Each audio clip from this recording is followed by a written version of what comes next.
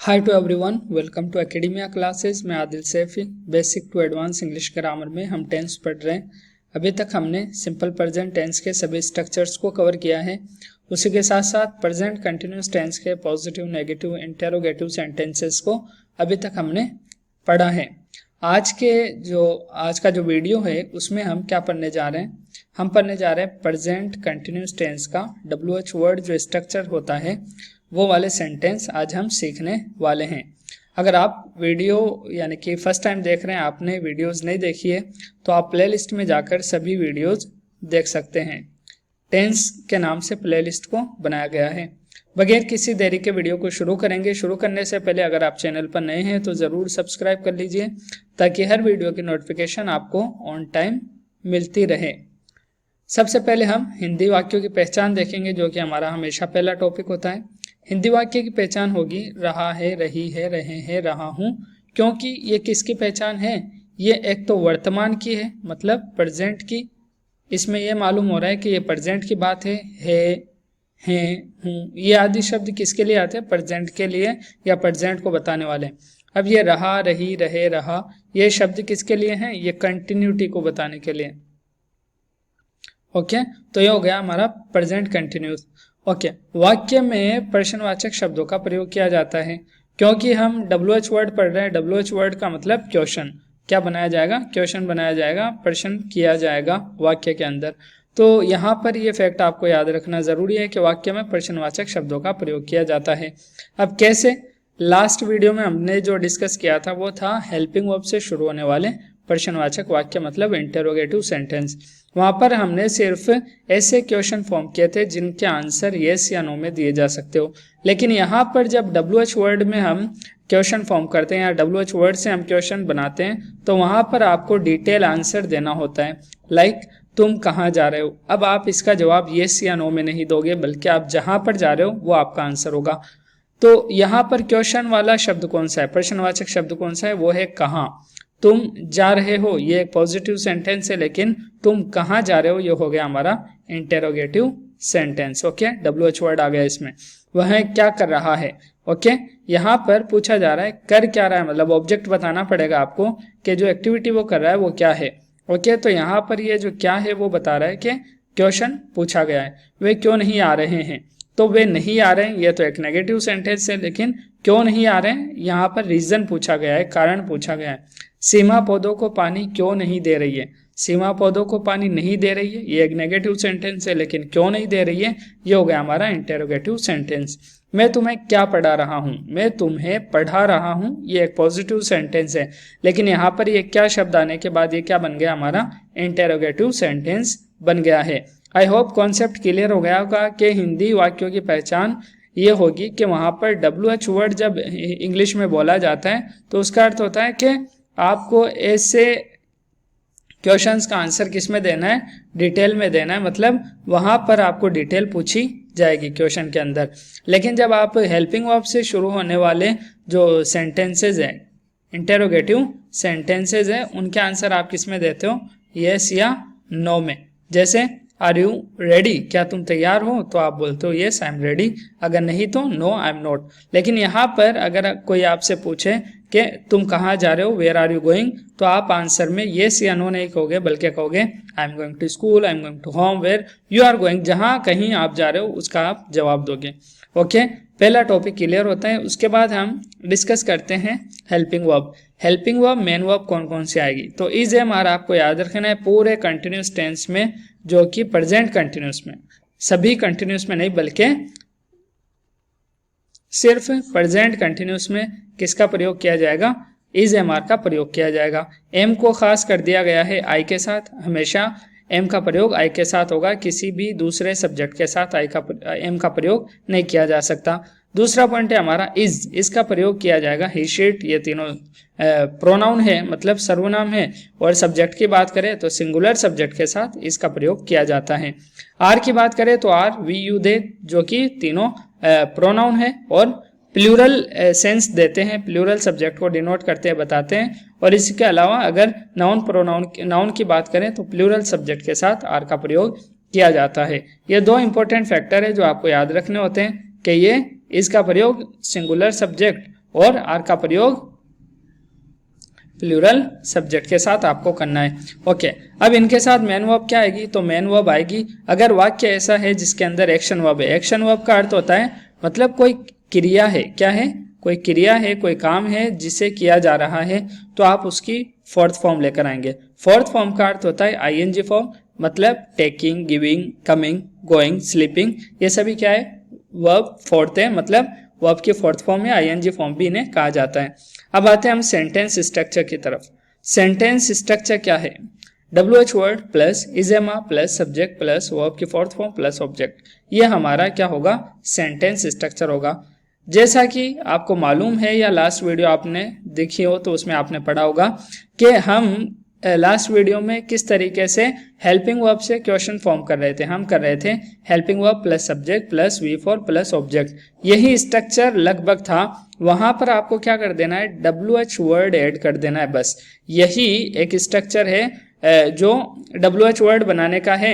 इसमें आप क्या करते हैं, सिर्फ WH वर्ड को ऐड कर देते हैं, अदरवाइज पूरा का पूरा स्ट्रक्चर सेम होता है। उसी प्रकार से जब इंटरोगेटिव नेगेटिव बनाते हैं तो वहां पर भी आप क्या करेंगे, ये जो WH वर्ड है इसे ऐड कर देंगे, अदरवाइज वो पूरा इंटरोगेटिव नेगेटिव हेल्पिंग वर्ब से बनाते हैं वो का वही बनाएंगे, helping verb subject note verb object, यही का यही स्ट्रक्चर हमने लास्ट वीडियो में डिस्कस किया था। आपने नहीं देखा है तो वो प्लेलिस्ट में देख सकते हैं। दोनों के एग्जाम्पल देख लीजिए आप। व्हाट आर यू डूइंग, अब ये हो गया हमारा WH वर्ड, आर हो गई हमारी हेल्पिंग वर्ब जो कि यहाँ पर गिवन है, देखिए। उसी प्रकार से सब्जेक्ट के अनुसार आइए तो यू है, यू प्लूरल सब्जेक्ट है इसलिए हमने आर प्लूरल हेल्पिंग वर्ब का यूज किया, ये हो गई हमारी V4। Okay, what are you doing, तुम क्या कर रहे हो। अब इसका आंसर आप क्या दोगे, जो आप कर रहे हो वो आपका आंसर होगा। जैसे आई एम टीचिंग यू, मैं आपको पढ़ा रहा हूँ। Why are you not understanding, तुम क्यों नहीं समझ रहे हो, तुम क्यों नहीं समझ रहे हो, तो ये हो गया हमारा WH वर्ड, ये हो गई हमारी हेल्पिंग वर्ब जो कि सब्जेक्ट के अनुसार आई है। यू प्लूरल सब्जेक्ट है इसलिए हमने यहाँ पर आर का प्रयोग किया है।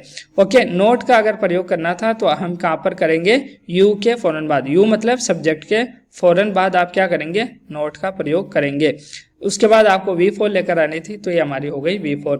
I hope sentence structure clear हो गया होगा कि सबसे पहले WH word, helping verb plus subject plus V4 plus object plus question mark. Question mark अगर आप नहीं लगाते हैं तो आपका पूरा वाक्य बगैर मतलब में, मतलब यानी कि गलत हो जाता है। आपने पूरा सही किया लेकिन क्वेश्चन मार्क नहीं लगाया तो आपका वाक्य सही नहीं माना जाएगा, ग्रामेटिकल जो रूल्स है उनके अनुसार। ओके, तो अब हम चलते हैं एग्जाम्पल्स की तरफ। एग्जाम्पल्स देख लेते हैं ताकि और चीजें क्लियर हो जाए। सबसे पहला एग्जाम्पल क्या है, व्हाट इज ही सेइंग, वो क्या कह रहा है, वो क्या कह रहा है। सेइंग यानी कहना, से यानी कहना होता है, ये V4 है। तो यहाँ पर WH वर्ड है, इज है क्योंकि ही सब्जेक्ट है, ही क्या है, सिंगुलर सब्जेक्ट है, that's why we used here singular helping verb, और ये हो गई हमारी V4।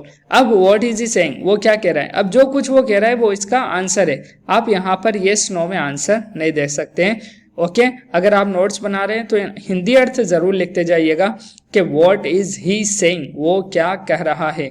आप कभी भी यहाँ पर गलती मत कर दीजिएगा कि पहले सब्जेक्ट फिर हेल्पिंग वर्ब लेकर आ जाए, नहीं, पहले हेल्पिंग वर्ब आएगी उसके बाद सब्जेक्ट आएगा। व्हाट इज ही सेइंग, वो क्या कह रहा है। दूसरा वाक्य देखिए, वेयर इज शी गोइंग, वह कहाँ जा रही है, वह कहाँ जा रही है। तो ये हो गया हमारा WH वर्ड, ये इज आया है शी के अनुसार। शी क्या है, सिंगुलर सब्जेक्ट है इसलिए हमने यहाँ पर इसका प्रयोग किया है, और गोइंग क्या हो गई हमारी V4।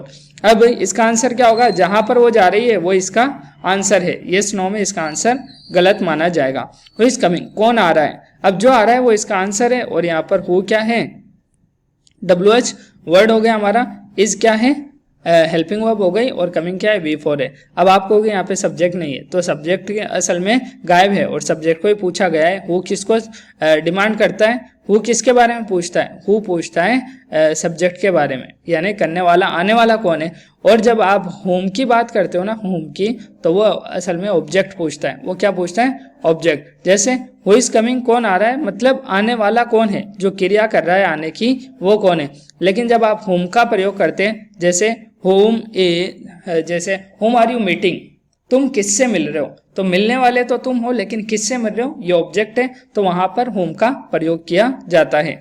ओके, किसी वीडियो में WH वर्ड को यानी डिटेल में हम डिस्कस करेंगे सभी WH वर्ड को, एटलीस्ट 20 to 25 WH वर्ड है जो बहुत ज्यादा यूज किए जाते हैं, उनको हम किसी एक ही वीडियो में डिस्कस करेंगे, जानेंगे, पढ़ेंगे एग्जाम्पल्स के सहित। ओके, अगला वाक्य क्या है, हाउ इज इट वर्किंग, यह कैसे काम कर रहा है, यह कैसे काम कर रहा है, कोई भी चीज है वो किस प्रकार से चल रही है, किस तरीके से वो काम कर रही है, इसके लिए आप ये वाक्य बोल सकते हैं हाउ इज इट वर्किंग। ये हो गया हमारा WH वर्ड, ये हेल्पिंग वर्ब क्योंकि सिंगुलर सब्जेक्ट है और वर्किंग V4, तो यहाँ पर V4 और सब्जेक्ट के अनुसार हमने क्या किया है, हेल्पिंग वर्ब का यूज किया है। बस ये बात अगर आप याद रख लेते हैं, सिंगुलर सब्जेक्ट इक्वल यानी कि क्या यूज करना है आपको, इज, तो गोया कि आपने मतलब कॉन्सेप्ट समझ लिया है और अब आप सेंटेंस बना सकते हैं बगैर किसी मिस्टेक के। दूसरा देखते हैं, व्हेन आर यू रिटर्निंग, तुम कब लौट रहे हो, मतलब तुम कब वापस आ रहे हो, लौट रहे हो, तो आर यू, क्योंकि यू आया इसलिए हमने हेल्पिंग वर्ब क्या लगाई है, प्लूरल हेल्पिंग वर्ब यहाँ पर यूज किए क्योंकि यू क्या है, प्लूरल सब्जेक्ट है। अब व्हेन क्या है, व्हेन पूछ रहा है टाइम, तो ये हो गया हमारा WH वर्ड और रिटर्निंग क्या हो गया हमारी V4। अर्थ क्या होगा, व्हेन आर यू रिटर्निंग, तुम कब लौट रहे हो। दूसरा वाक्य देखिए, whom are you meeting today tomorrow, okay, तुम कल किससे मिल रहे हो।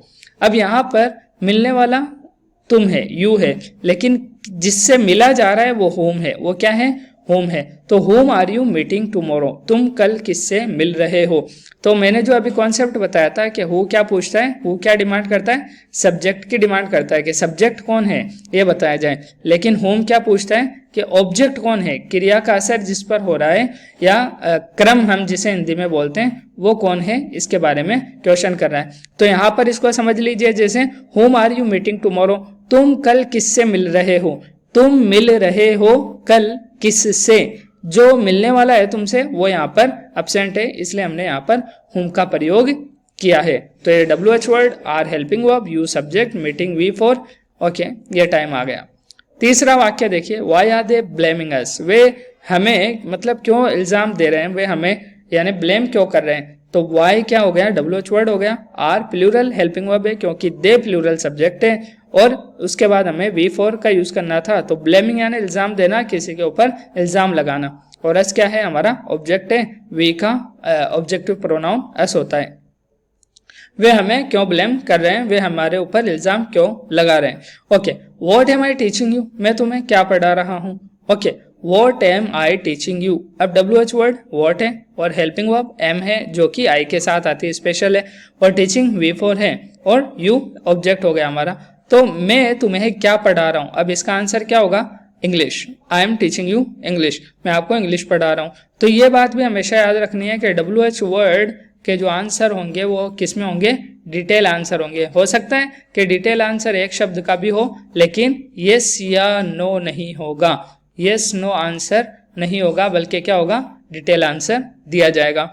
ओके, अगले कुछ और एग्जांपल्स देख लेते हैं। व्हाई सारा using phone till night, okay, क्या अर्थ हुआ इसका कि सारा देर रात तक फोन का इस्तेमाल क्यों कर रही है। अब यहाँ पर सारा सब्जेक्ट है, वाई क्या हो गया हमारा, WH वर्ड, इज हो गई हेल्पिंग वर्ब जो कि सारा के अनुसार आई है। अब सारा एक व्यक्ति का नाम है, मतलब एक पर्सन का नाम है, तो ये सिंगुलर सब्जेक्ट है, तो इसके अनुसार हमने क्या किया, सिंगुलर हेल्पिंग वर्ब का यहाँ पर प्रयोग किया है। यूजिंग हमारी V4 हो गई, फोन हमारा ऑब्जेक्ट हो गया और बाकी एक्स्ट्रा पार्ट है। What is Aslam doing these days, Aslam इन दिनों क्या कर रहा है, तो असलम एक सिंगुलर सब्जेक्ट है, इसलिए हमने क्या किया है, सिंगुलर हेल्पिंग वर्ब का यहाँ पर प्रयोग किया है। व्हाट क्या है हमारा, WH वर्ड है, डूइंग V4 है, दीज डेज इन दिनों। ओके, असलम इन दिनों क्या कर रहा है। तीसरा वाक्य है, where are Seema and Simran going, Seema और सिमरन कहाँ जा रही है, तो वेयर हो गया हमारा WH वर्ड, सीमा एंड सिमरन ये दोनों मिलकर क्या कर रहे हैं, प्लूरल सब्जेक्ट को बना रहे हैं, प्लूरल सब्जेक्ट फॉर्म कर रहे हैं, क्योंकि अगर सिर्फ सीमा होता या सिमरन होता तो सिंगुलर सब्जेक्ट होता, लेकिन ये दोनों मिलकर एक सब्जेक्ट को फॉर्म कर रहे हैं, इसलिए ये हो गए प्लूरल। एक से अधिक अगर सब्जेक्ट हो, व्यक्ति हो, वस्तु हो, स्थान हो, प्राणी हो, तो वो हो जाएंगे प्लूरल, इसलिए हमने यहाँ पर क्या किया है, प्लूरल हेल्पिंग वर्ब का प्रयोग किया है। Where are Seema and Simran going, Seema और सिमरन कहाँ जा रही है। When are Sameer and Suresh meeting you, यानी समीर और सुरेश ये दोनों मिलकर एक सब्जेक्ट को क्या कर रहे हैं, फॉर्म कर रहे हैं, तो ये हो गए हमारे प्लूरल सब्जेक्ट, इसीलिए हमने यहाँ पे प्लूरल हेल्पिंग वर्ब का प्रयोग किया है। व्हेन हो गया हमारा WH वर्ड, आर हो गए helping verb, Sameer and Suresh क्या हो गए हमारे सब्जेक्ट हो गए प्लूरल सब्जेक्ट, और मीटिंग क्या हो गई हमारी V4 ऑब्जेक्ट हो गया हमारा यू। तो समीर और सुरेश तुमसे कब मिल रहे हैं। ओके, अब कुछ एग्जाम्पल्स और देख लेते हैं। ये लास्ट स्लाइड है। What are you talking about, तुम किस चीज के बारे में बात कर रहे हो। तो ये व्हाट है हमारा WH वर्ड, और यू के अनुसार है टॉकिंग, V4 है, अबाउट यानी टॉकिंग अबाउट यानी किसी चीज के बारे में चर्चा करना, तो तुम किस चीज के बारे में बात कर रहे हो। Why are they getting late, वे देर क्यों कर रहे हैं, मतलब वे टाइम क्यों लगा रहे हैं, वे समय क्यों ले रहे हैं ज्यादा। तो इसके लिए आप क्या बोलेंगे, why are they getting late. Are क्यों आया, क्योंकि प्लूरल सब्जेक्ट है, क्या है प्लूरल सब्जेक्ट है, इसलिए हमने यहाँ पर प्लूरल हेल्पिंग वर्ब का प्रयोग किया है। ये मोस्ट इंपोर्टेंट पार्ट है जो आपको याद करना है इस पूरी वीडियो के दौरान, के सब्जेक्ट के अनुसार कौन सी हेल्पिंग वर्ब और कौन सी वर्ब का प्रयोग किया जाता है। Who is waiting for you, तुम्हारा इंतजार कौन कर रहा है। अब यहाँ पर देखिए हु और होम वाला जो कॉन्सेप्ट अभी बताया मैंने वो क्लियर हो जाएगा, और ज्यादा क्लियर हो जाएगा, वैसे हो गया होगा लेकिन और भी, कि इंतजार करने वाला कौन है। तुम्हारा इंतजार किया जा रहा है, तुम ऑब्जेक्ट हो, ठीक है, लेकिन इंतजार करने वाला कौन है, वो यहाँ पर गायब है, वो एब्सेंट है, तो आप क्या करेंगे, हु का प्रयोग करेंगे। और फिर अगर सब्जेक्ट ही नहीं है तो आप जरूरी नहीं कि वहां पर सब्जेक्ट लेकर आएंगे, आप क्या करेंगे, WH वर्ड के बाद हेल्पिंग वर्ब के बाद आप क्या कर देंगे, मेन वर्ब लेकर आ जाएंगे। तो who is waiting for you, WH word, helping verb, main verb, और ये हमारा ऑब्जेक्ट हो गया। ये हो गई हमारी V4, ये हो गई हमारी हेल्पिंग वर्ब, और हु के अनुसार हमने क्या किया है, हेल्पिंग वर्ब का यूज किया है। Okay, how is he doing his homework. Okay, वह अपना काम कैसे कर रहा है, वह अपना काम या अपना होमवर्क कैसे कर रहा है। यहाँ पर हाउ तरीका पूछा है, किस तरह से कर रहा है, अच्छा कर रहा है, बुरा कर रहा है, जल्दी जल्दी कर रहा है, जैसे भी कर रहा है। हाउ यानी स्टाइल पूछा जाता है, जैसे मैनर पूछा जाता है कि किस तरीके से कोई काम हो रहा है। तो ये हो गया हमारा WH वर्ड। इज आया क्योंकि ही सब्जेक्ट है, सिंगुलर सब्जेक्ट है, हमने इसलिए सिंगुलर हेल्पिंग वर्ब का यहाँ पर प्रयोग किया है। डूइंग V4 है, और हिज होमवर्क क्या है, ऑब्जेक्ट हो गया। तो आई होप आपको समझ में आया होगा, वीडियो से फायदा भी हुआ होगा। अगर फायदा हुआ है तो क्या कीजिए, वीडियो को लाइक कर दीजिए, कमेंट कर दीजिए और शेयर कर दीजिए अपने दोस्तों के साथ। चैनल पर अगर नए हैं तो सब्सक्राइब करना ना भूलिएगा, ताकि हर वीडियो की नोटिफिकेशन आपको ऑन टाइम मिलती रहेगी और आप कुछ डेली कुछ नया सीखते रहेंगे। अगली वीडियो में फिर मिलेंगे एक नए टॉपिक के साथ, तब तक के लिए अलविदा।